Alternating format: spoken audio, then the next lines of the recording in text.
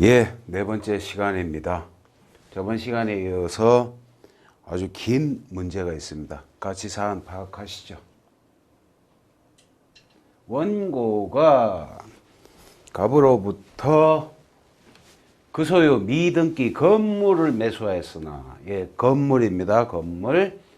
등기를 마치지 못하고 있던 중 을과 병이 공모하여 위조한 관계 서로 이용 위 건물에 관하여 병명의로 소유권 보존 등기, 다음에 정명의로 이전 등기. 원고는 갑을 상대로 하여서는 건물 매매 원인 소유권 이전 등기 절차, 갑을 대위하여 을과 병을 상대로 하여서는 위 소유권 보존 등기의 말소 등기 절차, 정을 상대로 하여서는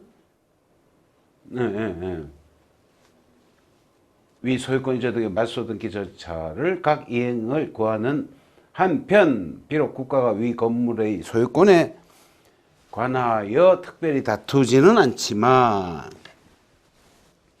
위 소유권 보존 등기를 말소한 다음 새로 이 소유권 보존 등기를 마치기 위해서는 소유권 확인 판결이 필요하다는 이유로 국가를 상대로 하여 위 건물이 갑소유임을 확인을 구하는 서류를 제기하였다. 위 사안을 토대로 다음 질문에 대한 결론 및 근거를 간략히 기재하시오. 1번, 원고의 위 소중 각하 판결해야 되는 것은 어느 것인지 설명하시오. 그 다음에 2번을 읽어보니 병이 위 소재기 이전에 상속인으로 물을 남기고 사망, 원고가 이 위 소재기 이후에 비로소 이 사실을 알게 됐다면 원고는 어떠한 조치를 취해야 하는지, 아무런 조치를 취하지 않는 등 법원이 병 사망 사실을 간과한 채 병을 피고로 하여 판결을 선고했다면 이 부분 판결의 효력이 어떠한지 설명하시오. 소재기 전 사망이다, 그죠? 소재기 전 사망에 대해서 조치, 당사 표시 정정이고 간과한 판결의 효력, 우리가 공부한 쟁점입니다, 그죠? 그 다음에 3번 사안까지 읽어보겠습니다. 병이 소송 계속 중 그 상속인으로 물을 남기고 사망하였는데 병은 소송 대리인 선임한 바가 없음, 원고나 무가 아무런 조치를 취하지 않는 등으로 법원은 병의 사망 사실을 간과한 채 병을 피고로 판결 선고, 위 판결을 사실상 송달받은 무는 항소를 제기하고 항소심에서 수계 절차를 밟았다. 그런데 항소심 법원은 위 판결이 당연무효이고 위 항소가 판결이 없는 상태에서 이루어진 것으로서 부적법하다는 이유로 항소를 각하하였다. 이러한 항소심의 조치가 타당한지 설명하시오. 설명하시오. 타당하지 않습니다. 그죠? 예. 답안 작성 한번 해보겠습니다. 4번에 대해서는 이것은 기판력의 문제입니다. 그래서 요거는 살짝 본강사도 이렇게 교재에다가 이렇게 스티커를 붙여 놓습니다. 이렇게. 요것은 기판력 파트 공부하고 나서 다시 돌아오겠다는 약속입니다. 여러분도 표시해 줬습니다. 요거는 쌍가루 4번은 기판력에서 돌아오고요. 지지난 시간에 했던 변론관할에서 그 진술간주, 자백간주는 그 해당 파트에서 여기로 돌아오게끔 제가 이렇게 표시를 모아놓고 있습니다. 그래서 쌍가루 4번 이것은 기판력 때 그때 하기로 하자.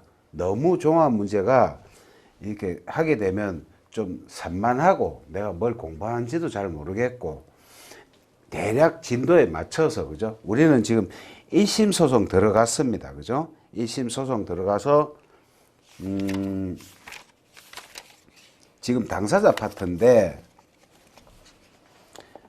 당사자 파트에서 1심으로 넘어가는데 주로 소의 이익이라든지 당사자 적격, 그리고 당사자 사망한 경우 그러한 쟁점들이 모여있는 부분이 있지 않습니까? 그죠? 거기를 지금 지나가고 있습니다. 그래서 1번부터 원고가 지금 소를 되게 많이 제기를 했죠. 그죠? 근데 여기는 그렇게 안 썼는데, 이렇게 썼는데, 답은 이렇게 씁니다. 그죠? 각하해야 될 부분이 어느 것인지 설명하시오. 이렇게 문제 돼 있었지 않습니까? 그죠? 그럴 때 답안지에다는 결론 이렇게 쓰는 게 아니라 을에 대한 무슨 소, 국가를 상대로 한 무슨 등기 청구의 소는 각하해야 한다. 이유. 여기에다가 이제 이목차에다가 우리가 알고 있는 이론, 판례, 조문 다 써주시고 이목차 우리가 학습한 그죠? 그리고 또 요거까지 빠뜨리지 않고 그죠? 이러한 답안 형식으로 우리가 현장에서 쓰기로 약속을 하였고 늘 이걸 머릿속에 염두에 두시고 글을 읽을 때도 이렇게 글이 써 있지만 이걸 내가 답안지에는 이렇게 써야지 이 답안을 외워서 쓴다. 절대 가능하지 않습니다. 모든 답 이렇게 씁니다. 공부하는 차원에서 그냥 읽어봅시다. 문제점 됐고 공부합시다. 이행해소에서의 당사자 적격입니다. 이행해소에서 당사자 적격은 원고의 주장 자체로 판단합니다. 자기가 권리자라고 주장한 자가 원고 적격이 있고 그로부터 의무자라고 지적당한 자가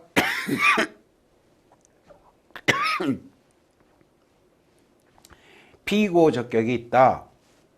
그에게 실제적인 권리가 있는지 없는지는 본안에 가서 다룰 문제이지 소송 요건에서 따질 얘기는 아니다. 그것을 정돈된 문장으로 같이 읽어봅시다.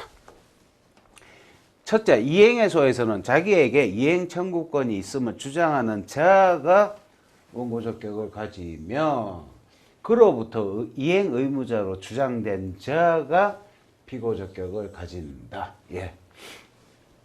외워서 쓰는 문장입니다. 답안지에다. 이거는. 그 다음은 그냥 참고하는 문장. 읽고, 맞군. 고개 한번 끄덕거려주면 됩니다. 그죠? 답안지에 쓰는 문장은 여기서부터 여기까지는 쓰는 문장입니다. 그리고 여기서부터 이제 우리가 이해를 하는 거죠. 그죠? 봅시다. 실제로 이행 청구권자나 의무자 일 것을 요하지 않는다. 이는 본안 심리에서 가릴 문제로서 권리자나 의무자가 아님이 밝혀지면 청구기각 판결을 할 것이고 소각할 건 아니다. 그렇습니다. 이행해소에서 당사자 적격에 이게 원칙인데 예외가 있으니 말소등기 이행 청구는 예외가 있습니다. 등기 말소를 구하는 이행해소에서 판례의 태도. 이럴 때는 등기 명의인을 상대로 해야지. 이 사안에서 을과 병이 공모했지만 병명의로 보존 등기돼 있었잖아. 그죠? 을과 병이 공모를 했지만 등기 명의인 병이야. 근데 을을 상대로 네가 말소해라 그랬어. 그 부분은 각하라는 거죠. 피고 적격이 없어. 왜? 그 사람은 등기 명의인 또는 등기 의무자가 아니야. 읽어봅시다. 판례는 등기 의무자, 즉 등기부상의 형식상 그 등기에 의하여 권리를 상실하거나 기타 불이익을 받을 자, 등기 명의인이거나 그 포괄 승계인. 요 말만 들어가면 되겠습니다. 등기 명의인 아닌 자를 상대로 한 등기의 말소 절차 이행을 구하는 소는 당사자 적격이 없는 자를 상대로 한 부적법한 소이다. 그래서 그 부분은 소각화. 좋습니다. 그죠? 여기 자꾸 검토라는 게 나오는데 그냥 참고하시면 됩니다.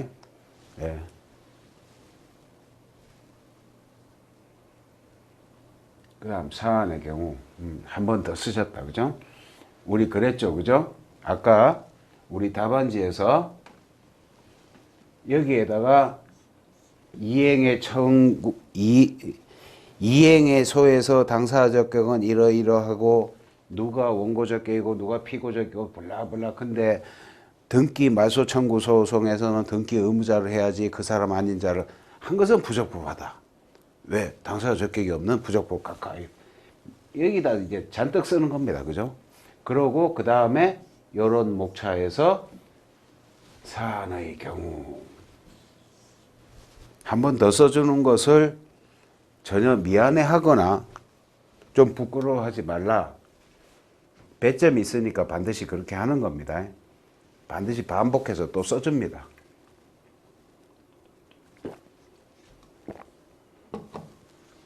사안의 경우 한 번 더 봅시다. 갑에 대한 청구는 일반적인 이행의 소로서 당사 적격 내지 다른 소송 요건을 구비하여 적법한 것으로서 각하가 아니다. 에이구 참 그냥 우리가 아까 말한 걸로 쓰는 게 낫겠다. 그죠? 너무 문 대위까지. 아이고. 그다음 을에 대한 것을 각하했고 을에 대한 것을 각하하기 위해서는 이행의 청구의 당사 적격 원칙은 이건데 등기 말소의 경우에는 특히 등기 명의인이다. 그럼 그걸로 끝나고 그 다음 국가에 대해서는 어떻게 할 것이냐. 바로 들어가시죠. 국가에 대한 것은 왜 각하냐. 짧게 얘기하면 이렇습니다. 미등기 건물이잖아. 미등기 토지라면 보존 등기를 하기 위해서는 국가를 상대로 확인 판결을 받아야 돼. 왜? 토지는 국가 사무야. 그렇지만 건물은 국가 사무가 아니라 자치단체의 사무야. 그래서 그 미등기 건물을 내가 보존 등기를 하기 위해서 국가를 상대로 확인 판결을 한다. 판례는 이렇게 응답하십니다. 그는 확인의 효력이, 확인의 이익이 없다. 예. 그거는 지자체한테 물어봐라. 그 논리입니다. 한번, 예, 여기서 이제 확인의 소에 확인의 이익이 돼서 이제 블라블라 써줍니다. 이거 다 이거 쓰는 겁니다. 한번 읽어보시죠. 같이. 여기서부터입니다. 이만큼. 예. 맞습니다. 예. 확인의 소는 권리나 법률 관계의 존재 또는 부존재 확정을 요구하는 소인데 대상 적격으로서 확인의 소의 대상은 원칙적으로 현재의 권리 또는 법률 관계일 것을 요한다. 확인의 소는 현존하는 법적 분쟁 해결을 목적으로 하기 때문이다. 소의 이익에서 확인의 소는 이게 쓰는 부분이에요. 확인의 이익 부분이거든요. 현존하는 불안 위험이 있고 그 불안이나 위험을 제거함에 확인 판결을 받는 것이 가장 유효적절한 수단일 때에 소의 이익이 인정된다. 그것을 확인의 이익이라 한다. 예. 그러니까 요 부분 좀 밑에 건데 요거 국가를 상대로 미등기 건물의 소유권 확인을 구하는 것은 그 확인의 이익이 없어 부적법하다. 그 말씀은 그건 토지가 아닌 건물에 대해서는 미등기 건물은 국가 사무가 아니다. 지자체한테 물어봐라. 예, 그 뜻입니다. 사안의 해결. 벼? 아니죠, 그죠? 잘못 쓰신 것 같다, 그죠? 을이죠, 을. 병은 등기 명인 맞잖아, 그죠? 아까 사안에서, 그죠? 잘못 쓰신 것 같습니다. 그 다음에 2번은, 재소전 사망 케이스였다. 재소전 사망. 2번을 또 풀어봅시다. 문 2에 대하여. 소재기 전에 사망한 자를 상대로 한 소를 제기한 경우, 당사자가 누군지 원고가, 예, 글 쓰는 순서도 뭐, 당사가 누군지, 원고가 최대 조치, 간과하고 내린 판결의 효력, 요 세 가지 항상 묻는 거잖아, 그죠? 예. 판례에도 이렇게 당사 누구냐? 사회상 피고는 상속인이다. 조치는 당사 표시정정이다. 판결의 효력 당연 무효다. 정리되어 있죠, 그죠? 그리고 재소전 사망이 아니라 소송 계속 중 사망인 경우에도 그거는 중단 수계의 문제이고 간과한 판결의 효력은 대리권 흥결에 준하여 상소 재심 몇 조, 400 몇 조, 400 몇 조 그 조문들 그죠? 찾을 줄 알아야 되겠습니다. 안 써져도 우리는 시험 치기 위해서는 찾을 줄 알아야 돼 그거. 예, 계속 가보시죠. 당사자 확정. 예, 이제 알죠, 그죠? 이 말씀입니다. 이 말씀. 사실상의 피고는 사망자의 상속인.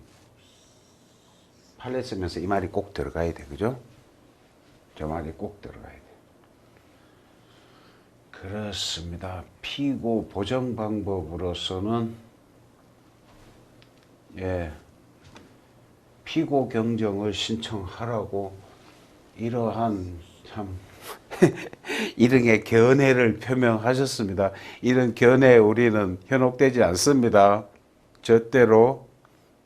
그죠? 보십시오. 막 이런 통설에 따르면 피고 경정을 이런 견해에 현혹되지 않습니다. 우리 시험 문제지에 분명히 적시되어 있습니다. 견해의 대립이 있으면 대법원 판례에 의할 것 이렇게 지시가 딱 돼 있어, 그죠?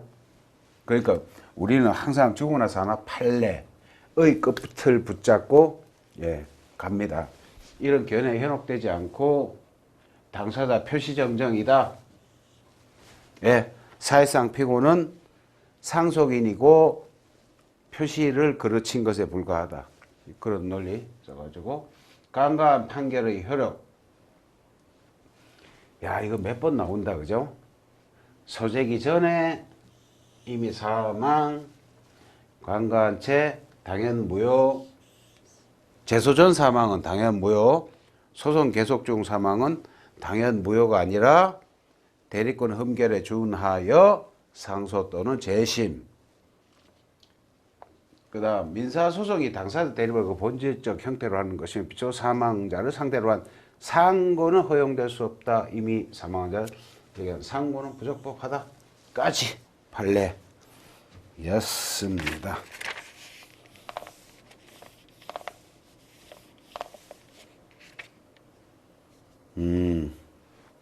3번까지는 우리가 풀어야 되겠다. 그죠? 3번 문제가 항소심법원 타당하지 않다는 것. 좋습니다. 그것은 이거는 좀 그렇습니다. 그죠? 이 판례로 판례 2개로 쓰시면 돼요.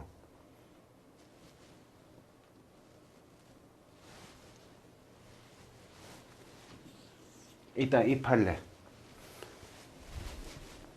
학설에 대해 쓰지 마십시오. 답안제가. 네. 판례는 이런 당사자 대립 구조를 가지고 적법하게 소가 제기되었다가 소송 도중 어느 일방의 당사자가 사망함으로 인하여 그 당사자로서의 자격을 상실하게 된 때에는 그 대립 당사자 구조가 없어져 버린 것이 아니고 그때부터 소송은 그의 지위를 당연히 이어받게 되는 당연 승계됐다고 본다. 그죠? 당연히 이어받게 되는 상속인들과의 관계에서 대립 당사자 구조를 형성하여 존재하게 되는 것이다.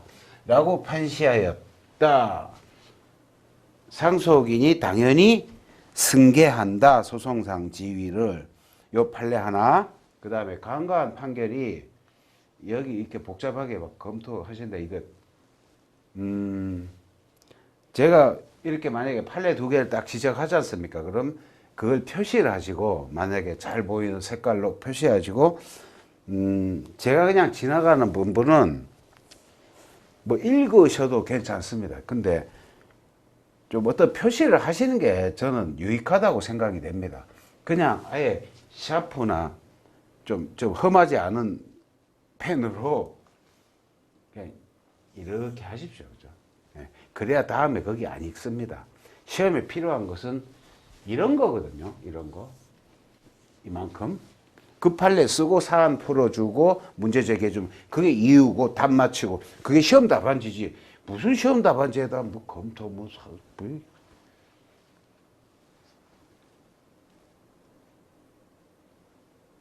저겁니다. 판례 2개를 우리가 해야 됩니다. 이 판례 2개 가지고 저 문제 풀겠습니다. 같이 읽어보시죠. 소송 계속 중 어느 일방 당사자 사망에 의한 소송 절차 중단은 간과하고 변론이 종결되어 판결이 선고된 경우에는 그 판결은 소송에 관여할 수 있는 적법한 수개인의 권한을 배제한 결과가 되는 절차상 위법은 있지만, 그 판결이 당연 무효를 할 수는 없고, 다만 그 판결은 대리인에 의하여 적법하게 대리되지 않았던 경우와 마찬가지로 보아 대리권 흠결을 이유로 상소 또는 재심에 의하여 그 취소를 구할 수 있을 뿐이므로,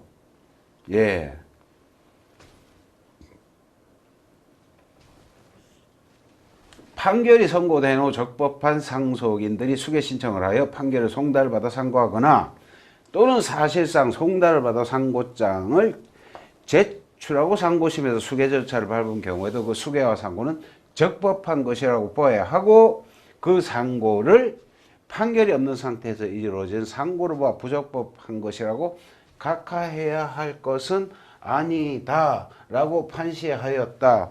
딱 읽으니까 항소심의 판단은 타당하지 않다. 금방 알겠다. 그죠? 그래서 이유 만약에 답을 쓴다면 뭐라고 쓸까요? 여기다가 소송 계속 중 일방 당사자 사망한 경우에 그를 간과하고 판결을 내린 판결이 효력이 당연 무효인지 문제되는데 저 판례 2개를 설명하면서 대리권 흥결로 상소 또는 재심의 취소를 구할 수 있을 뿐이지 그게 당연 무효는 아니고, 그래서 항소심 법원이 이러한 조치를 했는데 각하한 것은 항소심이 잘못되었다. 사안에서 한 번 더 써주고, 이런 답안지를 염두에 두신다면 이 본교재를 읽으면서 어디를 내가 쳐다보고 어디를 정리를 해야 되겠군. 금방 되죠. 그래서 그 부분을 정리를 해서 문제를 보고 이렇게 답을 써야지 이렇게 하셔야 책이 만들어지면 시험 직전에 빠르게 이 책을 여러 회독을 할 수 있습니다. 그래야지 이거를 책에 매몰돼서 다 한다 그럼 경쟁자들하고 차이가 안 나죠. 그죠? 그렇습니다. 4번 문제는 기판력을 하고 돌아오는 것으로 약속을 하였습니다. 그 다음 제3자 소송 담당, 이제 당사자 파트에서 제3자 소송 담당 제일 중요합니다.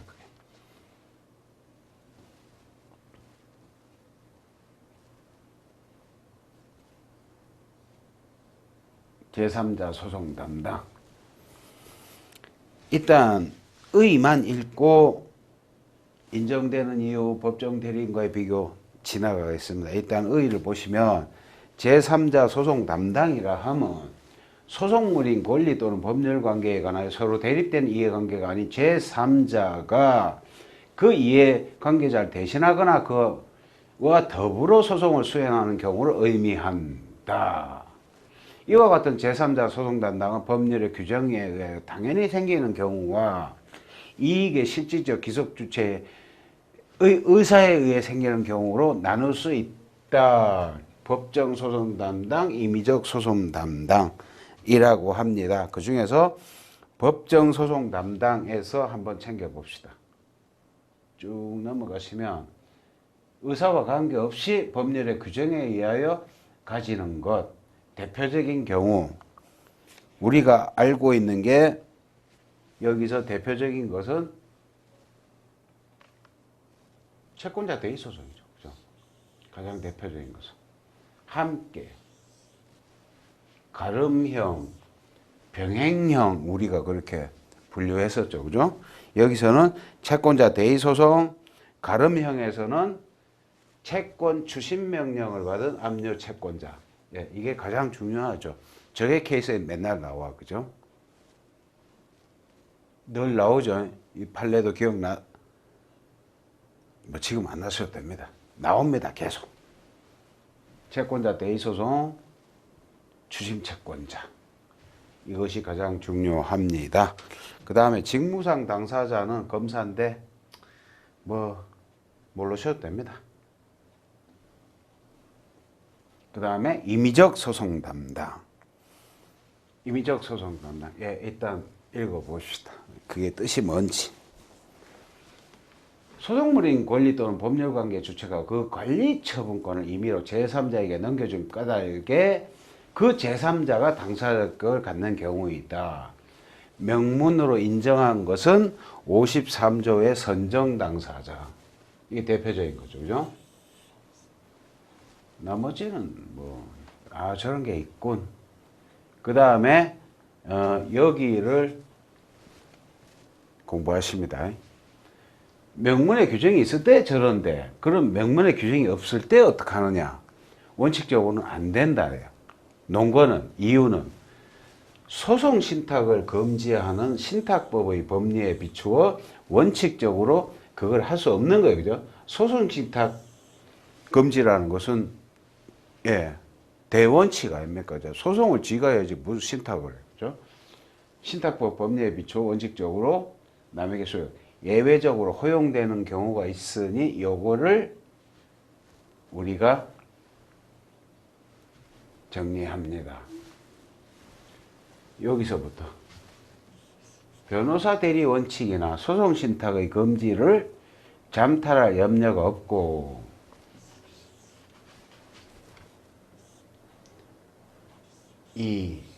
또 이를 인정할 합리적 필요가 있을 때에는 임의적 소송 담당을 허용한다. 판례 또한 같다. 예를 들면 조합의 업무집행조합원이 그러하다. 예, 그렇습니다. 현대형 소송과 당사자 적격. 예, 좋은 얘기입니다.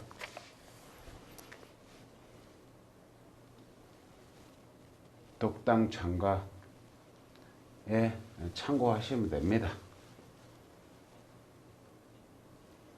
그러면 제3자의 지위.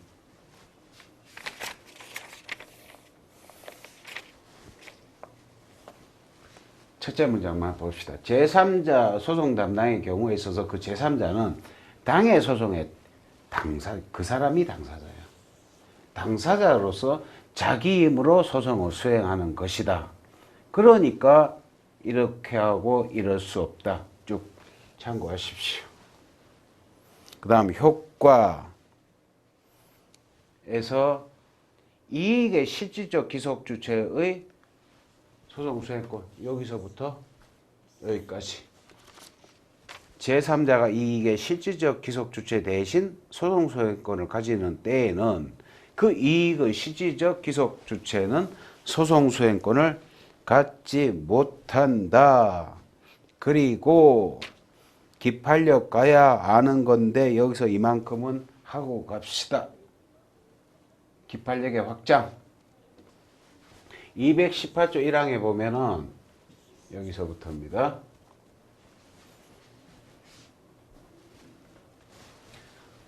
확정 판결은 당사자들의 효력이 있다고 규정하는 동시에 타인을 위하여 원고가 피고가 된 자에 대한 확정 판결은 이게 그 제3자예요. 타인을 위하여 원고가 피고가 된 자. 제3자 소송 담당에서 저 사람이 제3자라고. 그 사람에 대한 확정 판결은 그 타인, 실질적인 이익 기속 주체, 그 타인에게도 효력이 있다고 218조 3항에 규정하고 있다. 그 다음에 계속 참고해서 읽어봅시다. 제3자는 소송 당사자이긴 하지만 선정 당사자 제외하고는 자기를 위하여 소송권을 가지는 것이 아니라 이익의 실질적 기속 주체를 위하여 소송 수행권을 가지는 것이므로 판결의 효력이 이익의 실질적 기속 주체에 미치는 것은 당연하기 때문이다. 그런데 여기 또 중요한 문장이 나오네. 요 판례는 이거는 계속 나올 겁니다. 이것도 요만큼 여기서 한번 읽고 가시죠. 채권자 대의 소송 얘기입니다. 그럼 채무자한테 기판력이 미치느냐? 그 채무자 대의 소송의 성격을 제3자 법정 소송 담당이라고 했잖아, 그죠? 그럼 이 논리가 통해야 되는데 이때는 좀 달라, 살짝. 판례는 채무자가 대의 소송이 제기된 사실을 알았을 때에, 즉 소송 참가 등 절차 보장의 기회가 부여되었을 때 채무자에게도 미친다고 본다. 서른됐다. 생각은 하지 말고 이렇게 채권자 대의 소송이 제기된 사실을 채무자가 알았을 때 어떻게든 그 사람이 알았으면 기판력이 미친다. 수없이 나올 겁니다. 아마 앞으로. 한번 살짝 보고 지나가십시오. 예, 좋습니다. 드디어 채권자 대의 소송 나왔습니다.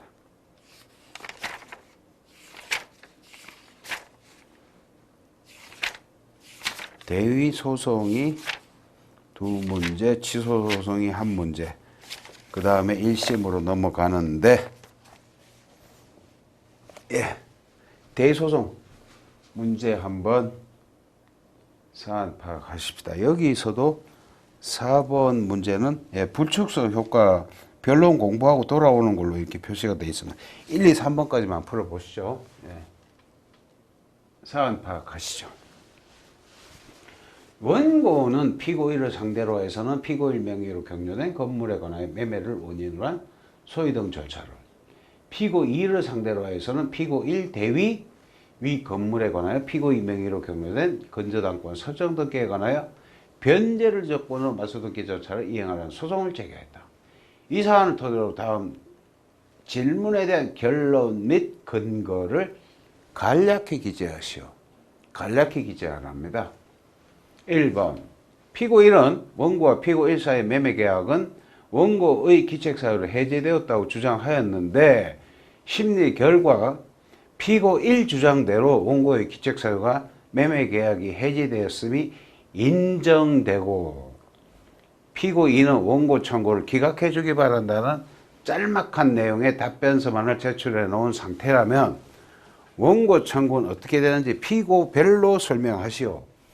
짧게 풀고 갑시다. 너무 한꺼번에 푸니까 문제 풀다가 문제가 뭔지 기억이 안 나니까 하나씩 풀고 갑시다. 하나씩. 1번 문제만 먼저 풀겠습니다. 쟁점의 정리에 지나서 이렇게 갑시다.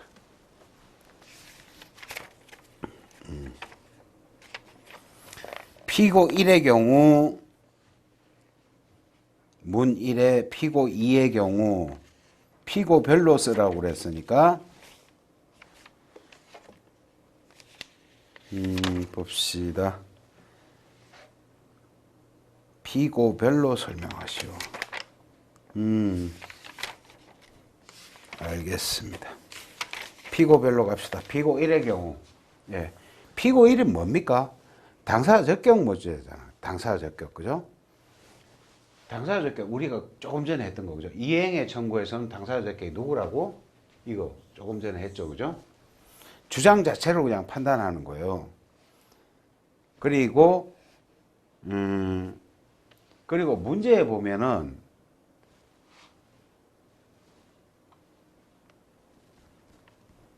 해제되었다고 주장하였고 매매 계약이 해제됐으면 인정됐대잖아, 그죠? 법원에서 인정되었다는 것은 주장과 다 입증까지 다 마친 다음에 법원에서 인정되었다는 거죠. 인정되었는데 여기처럼 부인과 항변을 얘기를 하지 않나, 무슨 증명 책임이 다 필요 없는 겁니다, 그죠? 당사자 적격 요것만 딱 쓰고 부인과 항변 이거 이런 얘기 아니죠. 그죠? 잘못 쓰신 거예요, 이거는. 아니, 법원에서 인정이 되는데 무슨 부인과 항변을 합니까? 인정이 되기 전에 주장하고 부인하고 항변하는 거지. 그 과정을 거쳐서 이미 인정이 됐다면서요. 그죠? 매매계약 해제 사실이 인정되었다. 사안에서, 문제에서 그렇게 돼 있었잖아. 그죠? 근데 이런 걸 왜 씁니까? 그죠?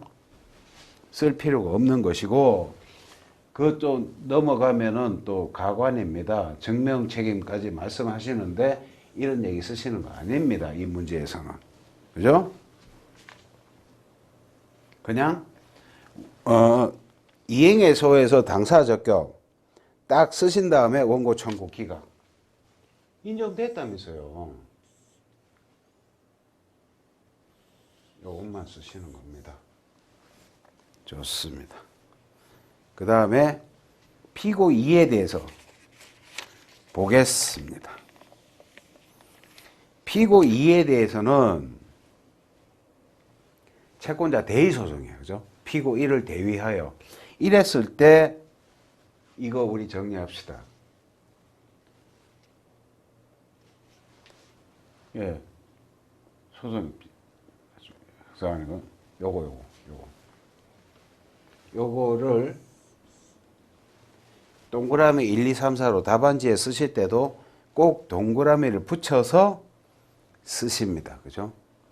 그래서 동그라미 1에서 3까지는 소송 요건이고 동그라미 4는 본안 요건이니 그 흠결 시 각하 기각.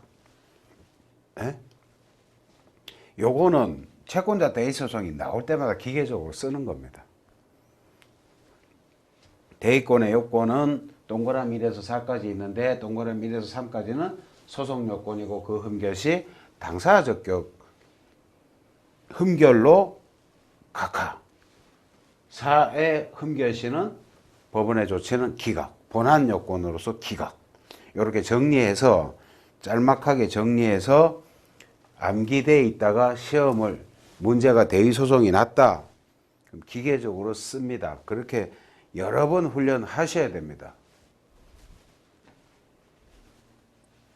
대의 소송의 학설, 웬 학설? 법정 소송 담당이지, 그죠? 쭉 넘어갑시다.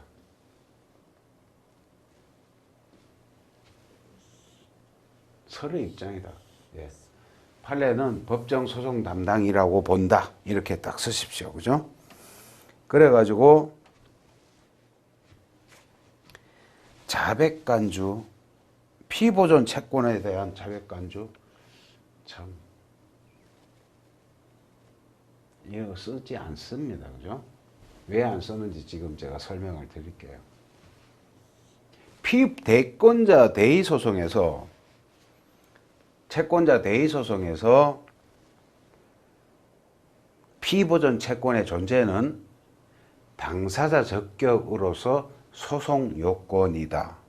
소송 요건은 법원의 직권 조사 사항이다. 소송 요건에 대해서 당사자가 자백을 한다든지 뭐 당사자가 자백한다고 해서 법원이 거기 구속되지도 않아요. 법원이 직권으로서 알아서 조사한 사항이라고 소송 요건은. 그러니까 150조 3항을 들어서 자백간주라는 것을 이렇게 쓰셨는데 피보존 채권 존재에 대한 것은 당사자가 자백하고 말고 할 사안이 아닙니다. 법원이 직권으로서 알아서 조사하는 것이지. 예? 그렇기 때문에 저런 거 쓰지 않습니다. 그죠? 그래서 답은 간단합니다. 그죠? 피보존 채권의 부존재가 인정되었다면 피고의 항변 유무에 관계없이 법원은 당사자 적격 흠결을 이유로 소를 부적법 각하. 예, 간단하게 그렇게 끝내시면 되겠습니다.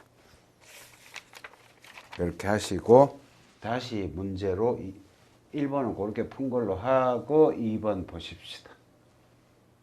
2번. 예. 2번 문제 같이 읽어봅시다.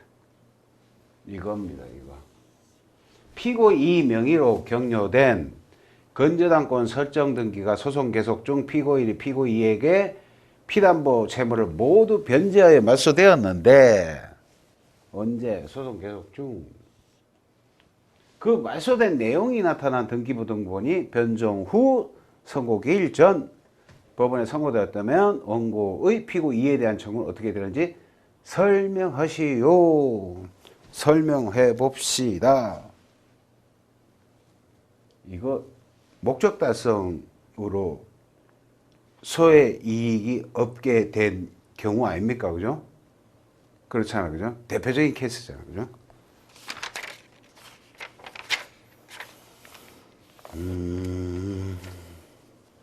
쓸 말이 별로 없는데. 그러네. 좋습니다. 2번에 보시면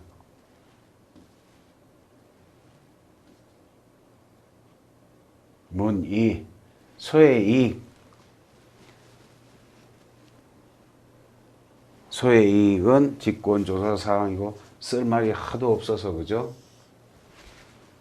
흠결되면 부적법 각하한다. 좋습니다. 목적 실현과 소의 이익. 이 제목이 소송이 진행되는 도중에 그 소송의 목적이 실현돼 버렸어. 돈 달라고 했는데 벌써 갚아버린 거예요. 그죠? 목적이 실현되면 소의 이익이 없어지는 거예요. 그죠? 거기에 대한 판례를 간략하게 이거를 같이 보시죠.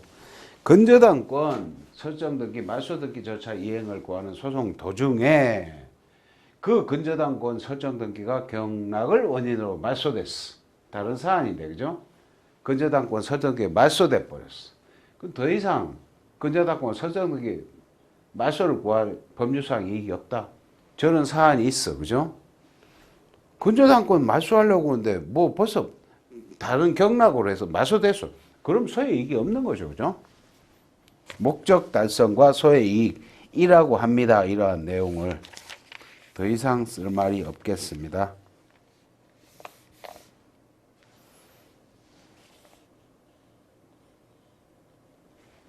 법원에 좋지. 됐고요. 됐고. 법원에 좋지.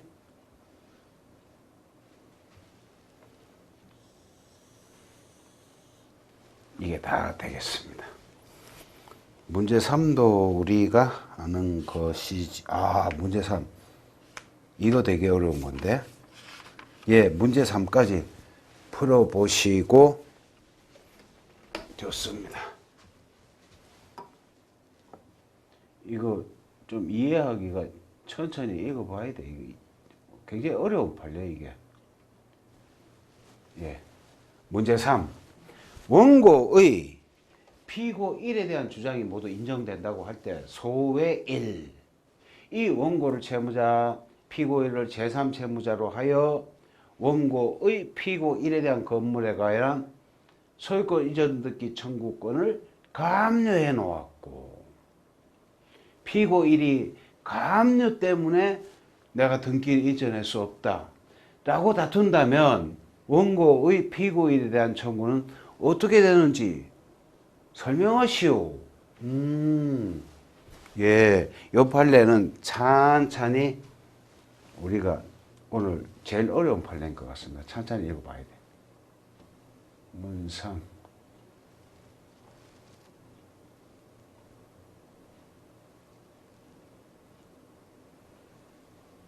문상. 예, 좋습니다.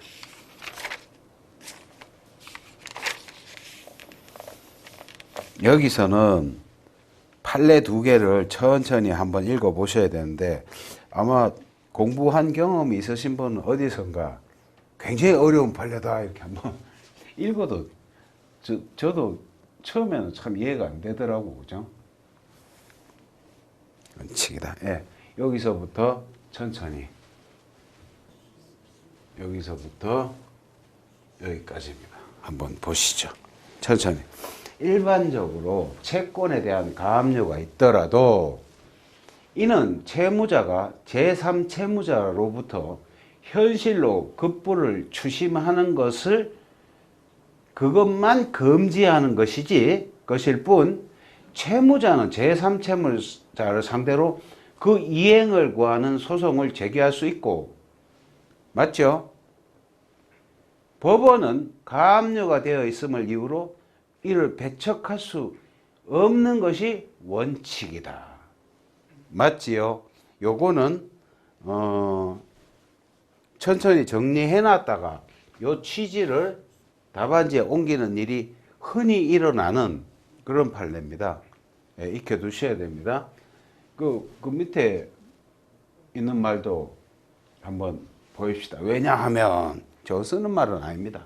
왜냐하면 채무자로서는 제3채무자에 대한 그의 채권이 가압류되어 있다 하더라도 채무명의, 요즘 말로 집행권은 을 취득할 필요가 있고 또 시효중단할 필요도 있는 경우가 있지 않습니까? 그죠? 그런 경우도 있을 것이며, 또한 소송 계속 중에 가압류가 행해진 경우에 이를 이유로 청구가 배척된다면 장차 가압류가 취소된 후 다시 소를 제기해야 하는 불편이 있는데 반해 제3채무자로서는 이행을 명하는 판결이 있더라도 집행 단계에서 이를 저지하면 될 것이다. 그래서 소액이익을 긍정한다. 여기서 요것을 정리하시고 다음 두 번째 판례를 제가 또